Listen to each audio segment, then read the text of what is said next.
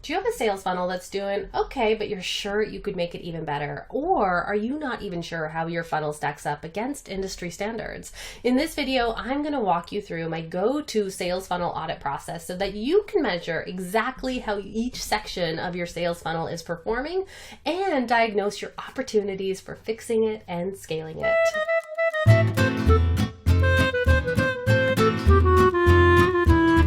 Welcome back to my channel. My name is Haley Dale and I am a content strategist helping you create more purposeful, productive, and yes, profitable, especially in this video, content, so that if that sounds like something you're looking for, make sure to hit the subscribe button down below this video, click on notifications so that you can be notified every time I go live with a video, which is every single Monday. In the early days of my business, I abandoned plenty of really good funnels. And what I know now is that a lot of businesses get killed because of boredom, right? We create something that's good and then we start to second guess ourselves. Why isn't it harder? We want to keep things interesting, especially as entrepreneurs, where we just have that like bone in our body where we are constantly wanting to chase a new passion, chase a new project, chase a new goal. And so with funnels, I think that can be something too, right? When we can create a really good funnel where all it's going to take is some testing and tweaking, we're more excited about throwing out that funnel and creating something new entirely. And so what I know now about running a successful business is that it's about finding those things that work and sticking with them long enough in order to make them better. One of my favorite business books lately is by Austin Netzley, and he says, you know, you win business by winning the small games, and those small games are those small numbers that we want to focus on improving. So instead of like overhauling your sales funnel or your business, instead of doing that, like focusing on those big audacious goals, what we can do is we can focus on, well, how can I improve the opt-in rate of my opt-in page? Or how can I improve my close rate in my sales call? So by focusing on those itty bitty pieces, we can actually have a huge payoff in the end. And we're not going back to square one because we've created something new entirely. So in this video, I am encouraging you, if you have a funnel in your business that is working okay, commit to it long enough to make it even better. Commit to it in order to do this work. And the sales funnel audit process is going to help you do that so that we can figure out what you need to focus on fixing and what you can maybe start to scale and what that might look like down the road with your sales funnel. When I'm teaching people how to build sales funnels, or I'm doing it in my sales funnel agency for a client, we build our funnels in 3 phases. So phase number 1 is your freebie system. So this includes everything from the opt-in itself to the opt-in page to the welcome email, everything that you would need to start attracting and getting that lead signed up. The second system is the offer system. So this includes how we are presenting the offer, but also the bridge we're building between the freebie and the offer. And so that includes your sales emails, that includes your sales page, and that includes the positioning and the special offer itself in the sales funnel.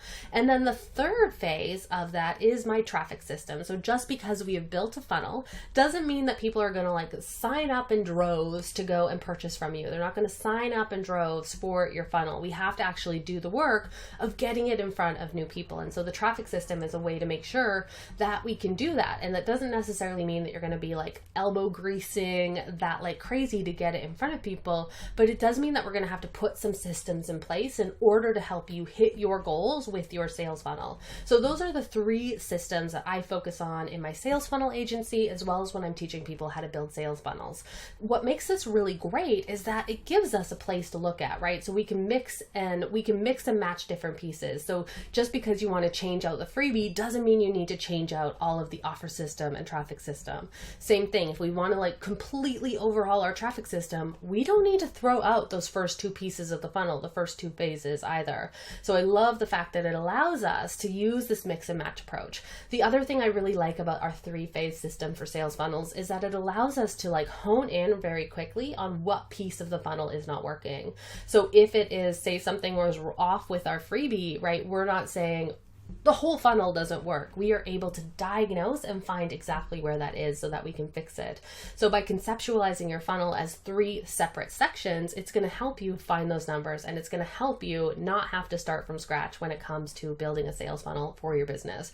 Very likely you already have a lot of the pieces for your sales funnel in place already in your content bank, in your content inventory, or in your business. So it's just going to take a little bit of diagnosis. So put on that Sherlock Holmes hat and get your magnifying glass, because we're going to be doing some measurements here. So before I talk about how we go about diagnosing these issues with our funnel, I want to mention my sales funnel audit calculator. So this is something I use in my agency. So anytime we're bringing on a new sales funnel client and they're coming in with an existing funnel, we do a pretty in-depth audit of their sales funnel so we can figure out where we can be of the most service and make the most difference in terms of their sales funnel and getting it to ultimately get them more sales right down the road. So I decided to put that down here for free. So if you want to go and download my tool, the only caveat is that your sales funnel will have to have gotten you at least 1 sale. So in order for this to do its job, you're going to have a sales funnel that at least is proven to 1 sale. So go and grab that. But what I love about the sales funnel calculator is that it does the analysis for you. So it's going to tell you exactly what numbers to collect, what numbers to put in there, and then it's going to do the analysis and the measurement for you. It's going to help you focus in and decide on what to fix first or what to add on next. So instead of looking at the entire sales funnel and being like, I need to fix it all, it's going to help you really get clear on, hey, it's the opt-in page, or hey, these emails aren't being opened, or hey, I'm not getting enough traffic to this. The other thing I love about it is that I built in some calculations in there that helps you run projections for your funnel. So I tell you, if you increase your opt-in page rate to this is what it's going to mean in terms of sales. So I really like the helps you dream and helps you know what you to focus on next, but also what that's going to mean in terms of your bottom line.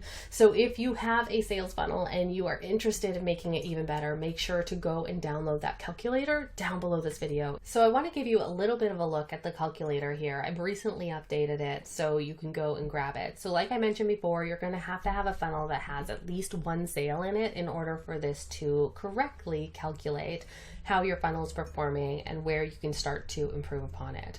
The next thing that you want to do is choose a time frame, right? So usually when we're working with clients, we are doing this either quarterly or monthly. However, if you have a funnel that maybe has only made 1 sale so far over the period of X number of months, you can give it a lifetime value. So we also want to choose the time frame right here. I want to go through each section here on the numbers that you're going to need to know and numbers you're going to need to collect for this sales funnel audit. So in the Freebie system, so that's phase number 1 of our sales funnel building process, the main numbers you're going to want to know is the unique visits to your opt-in page. So you're going to be going into lead pages or into your Google Analytics or wherever you're hosting that landing page, that opt-in page. You're going to want to grab those numbers. The next thing you're going to want to know is how many people signed up for your freebie, and so what is the resulting conversion rate. So we take the number of signups, divide it by the number of opt-in page visitors, and times it by 100% in order to get that conversion rate for your opt-in page.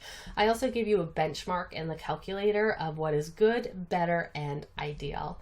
So numbers to know for your offer system. So this includes, like I said, how we present your offer, but also the sales page and the sales emails, how we're building that bridge between your freebie and your offer that we're going to eventually be making in the sales funnel. You're going to want to know the number of purchases, and not just the number like I had 5 purchases, but we also want to know the monetary value of those purchases. So sometimes in a funnel, we are selling an offer at different rates, right? So there might be different price points. So we want to know what the total value of those sales was as well. Then we want to know the opens and the clicks of each email. But make sure, this is one of the problems with email service providers, is that they tell you the overall click-through rate so say you sent out 100 emails, 50 people opened them and 25 people clicked on them. A lot of email service providers will calculate the click-through rate by going the 25 over the 100, right? So it's going to tell you the wrong click-through rate because you can't click an email unless you open it. So we want to make sure that when we're getting our click-through rate of the email that we're looking at the click-throughs against the number of opens. So we're getting the true click-through rate of that email.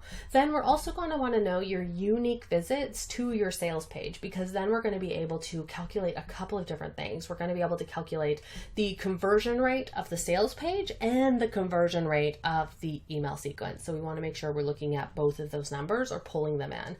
Luckily, these calculations are going to be done for you if you download the calculator below this video, but you're going to need to go and collect these pieces of information. Then for the traffic system, which is our final system in here, so that's when we are promoting your freebie, promoting your offer, promoting the blog posts that have your freebie as the call to action, we're going to want to know where your traffic came from to the opt-in page and the offer page. So you're going to be going to Google Analytics, you're going to be looking at acquisition, narrowing the dates and seeing where that traffic came from. That's going to be incredibly important for us to answer the question, what is already working?